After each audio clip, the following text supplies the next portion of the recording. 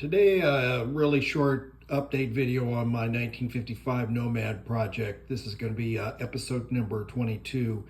As reported in the last video, I still had the door hinges on the driver's side bolted into the car, and I noted that they were loose and sloppy, so I ordered a repair kit which has new pins and bushings, and this morning I pulled them out and this is what I found when the pins came out.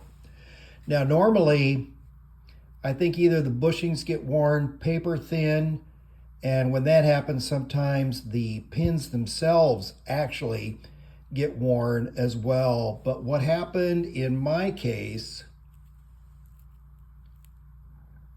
check it out.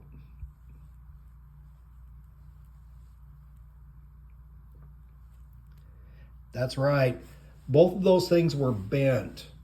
And as you can see here, it actually sheared the shoulder or the flange off the bushing on that one side.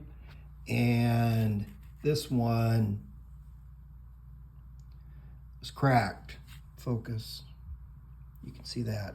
Anyway, so I have the new pins in. These are the reproductions. They make them extra long and put that little point on the end so that they'll drive in and you can cut them off if you want to. I have not driven them home yet, the knurl. Oh, there we go. I was going to talk to the painter and the body shop guys to see if we're going to try to paint these things disassembled and then put them in the car. Anyway, so more damage from the wreck, but hopefully the pins are going to take care of it, and I'll probably have to bolt them back into the car to see if it's really improved the attitude of the door. Thanks for watching.